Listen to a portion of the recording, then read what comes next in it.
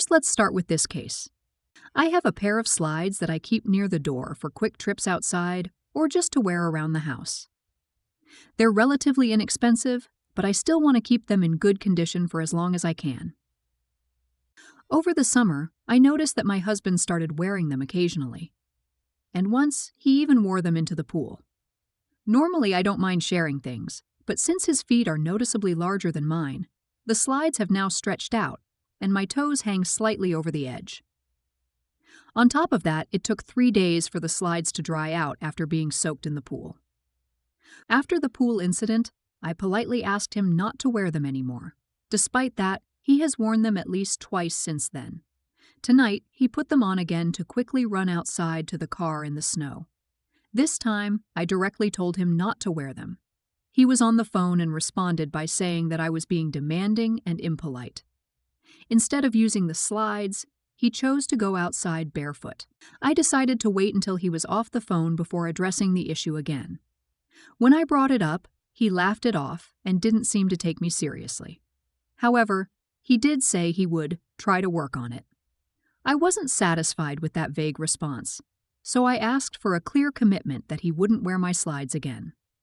He refused to promise that and claimed I was being overly controlling for wanting a firm answer, rather than accepting his effort to try and do better. He even went so far as to check the price of the slides, but he doesn't understand. It's not about how much they cost. It's about respecting each other's belongings. If the situation were reversed, I doubt he'd be okay with me repeatedly mishandling something he cared about. So, why should I be expected to just accept it? Does this make me demanding or controlling? Am I truly in the wrong here? Let's start judging. You're not in the wrong. Doesn't matter if they're from Dollar General or Gucci. They are yours, and he's ruining them. It does not seem unreasonable to ask your husband not to wreck your stuff. If he persists, ask him how he'd feel if you intentionally misused his stuff. And the bit about trying to do better, obviously he's not. That's something we say if we expect that we're not going to follow through. He's disregarding your feelings, and that's bad. In the absence of more context about the relationship, I'm inclined to think this could just be fixed by him having a dedicated pair of slides near the door for himself. You're not in the wrong, I think. He obviously doesn't understand how respect works. Shrink out of his clothes, and when he complains, tell him you'll try to do better. Yeah, it could be fixed by getting him his own pair, but that's not the point. He thinks it's fine to mistreat and destroy what belongs to you. Next up, a few months ago, before the global health situation began, my cousin, who I have always been close to, had a large co-ed baby shower thrown for her. Both my husband and I attended. Another cousin, who was visiting her parents, my aunt and uncle, at the time, decided to attend as well. However, I'm not close to this cousin at all. We didn't grow up together, and there's a 10-year age gap between us. While we are connected on a social media platform, it's mostly out of obligation due to encouragement from my aunt and mother. Fast forward to the present. A few days ago, I received a call from a bank regarding my credit card. They asked about my unpaid balance, which surprised me since I always make timely payments. After explaining that I hadn't used my card recently, the bank confirmed that the transaction was fraudulent. They immediately closed my account and began investigating. Today, they contacted me again with an update. The fraudulent charge was a large donation to a charity I'm familiar with, but have never personally supported. Still puzzled as to why my card had been used, I posted a brief rant online. Several friends responded, offering support and hoping I could resolve the issue quickly. Then my younger cousin, who isn't the one expecting, left an odd comment that read something along the lines of, "Maybe someone had a good reason for making that donation in your name.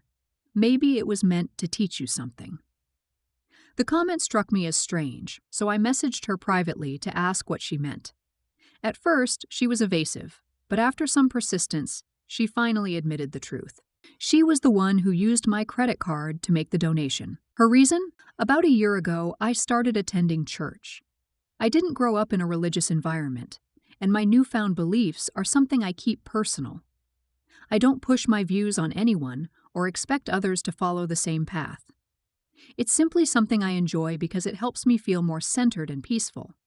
However, my cousin apparently has a strong issue with me becoming involved in any religious practice.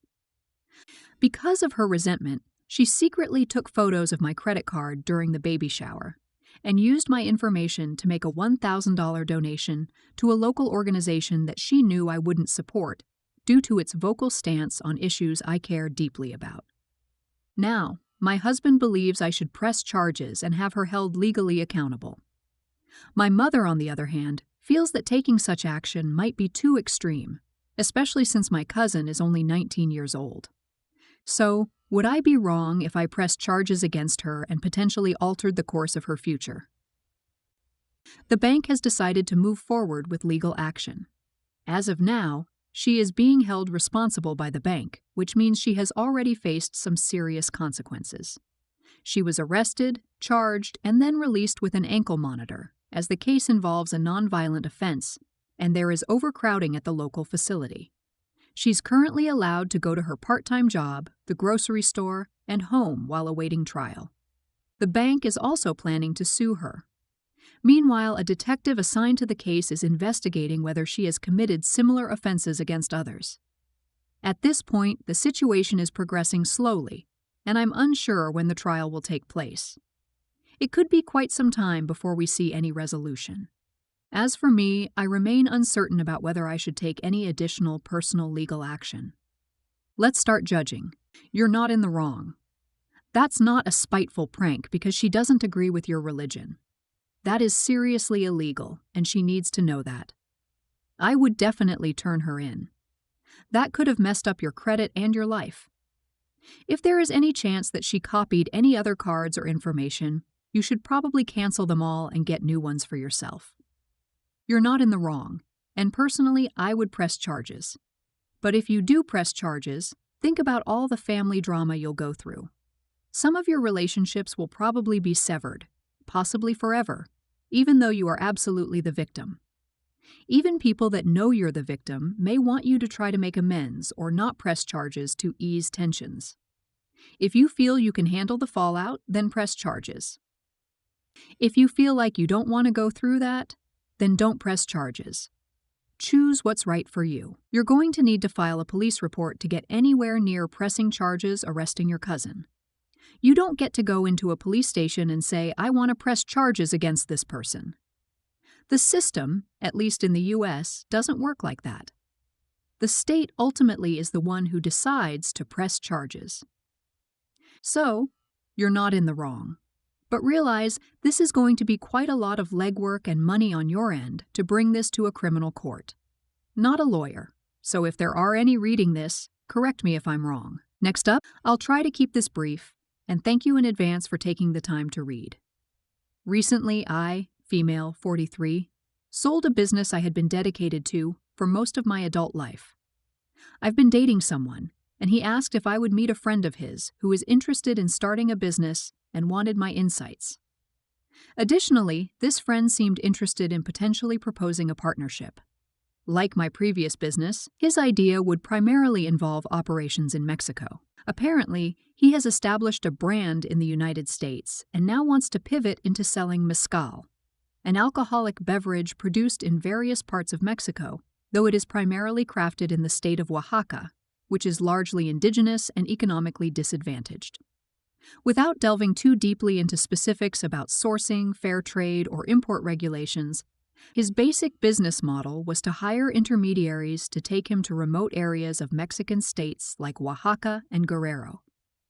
His plan was to find small-scale producers willing to dedicate a significant portion of their production to his brand, pay the necessary fees for import and labeling, and then resell the mezcal in the U.S. under premium branding, with the goal of achieving a significant profit margin. This business model isn't particularly new. Several well-known public figures have adopted similar strategies, including George Clooney, Casamigos, Michael Jordan, Cincoro, Dwayne Johnson, Terramana, Kendall Jenner, 8118, and Bryan Cranston, Dos Hombres. While this model has proven lucrative, it raises several ethical concerns, particularly when applied to mezcal production. Here's where my issue arises. The finest mezcal is still produced by small, often economically struggling indigenous communities. Traditionally, mezcal production in these communities served as a means to provide the spirit for communal gatherings, with occasional sales helping to generate income for the community as a whole.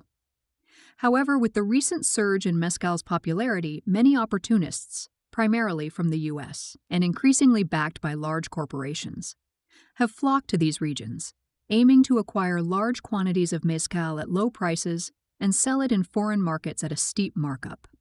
The clear problem is that these impoverished indigenous communities are often underpaid for their labor-intensive production. Meanwhile, the significant profits generated by their hard work never return to their land, despite the assurances of their new business partners. I raised these concerns during the dinner and asked how he planned to ensure his business would be equitable and fair. Unsurprisingly, he didn't have a concrete answer. From that point on, the dinner became quite uncomfortable. Now, my boyfriend is upset, accusing me of being unnecessarily confrontational and of introducing politics too soon into the discussion. He believes I should have handled the conversation with more tact. So am I wrong here? Could I have approached the situation with greater nuance? Or was it fair to bring up these ethical concerns right away? Let's start judging. Nah, you're not in the wrong. They asked for your opinion. You spoke from your convictions, and he just didn't like feeling like the little jerk he is. Don't sweat his tiny ego. Your BF should stay out of your business. By the way, why does your BF get to tell you how to respond to a request for your experience? Screw that. You're not in the wrong. And one of the Real Housewives of New York already did this exact thing on this season of the show. He's majorly behind the game when a housewife has already done it. Leaning towards, you're not in the wrong, because the purpose of the dinner was to obtain your insight with a view to partnering. There weren't many ways this could have gone.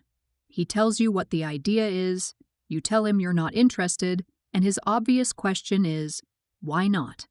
So it doesn't make much difference whether you info-dumped without giving him the chance, or led him to the question that was going to get asked regardless when you turned him down.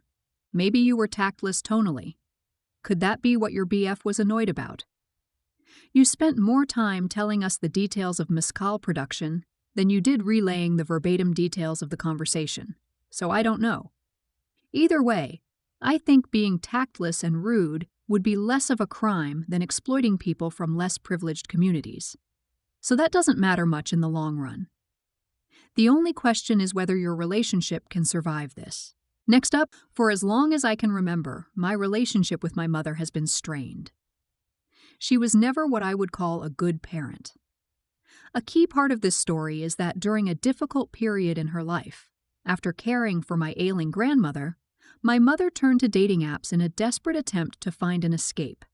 Unfortunately, she became involved with scammers who convinced her that they truly cared for her. During that time, she neglected not only my brother and me, but also my grandmother, all in pursuit of these deceitful relationships. Eventually, I helped her break free from that toxic environment, but rather than being grateful, she spent years blaming me for her unhappiness. She claimed that I was the reason she was depressed, even though she doesn't believe depression is real today, and that I had somehow ruined her life. Now that I'm an adult living on my own, I decided to visit my family for Christmas. Since my arrival, we've argued every single day. Today, the argument was about her fiancé. Everyone in the family, including our extended relatives, believes that their relationship is doomed and that he isn't the right person for her. When she asked me why I didn't like him, I listed my reasons. Eventually, our discussion circled back to the time she was involved with those scammers. I told her how deeply hurt I was by the things she said to me and how she blamed me for everything. Her only response was, well, people say things like that all the time. No apology, no acknowledgement of how I had helped her during that time. Nothing. She went on to say that since she was an adult, I should have let her fall into that situation so she could learn her lesson. This is coming from the same person who regularly calls me for help with minor tasks, like attaching pictures to emails, requests that I cook for her daily, and struggles with basic household chores like cleaning dishes properly. Her comment enraged me. I had spent the first 18 years of my life essentially acting as her assistant.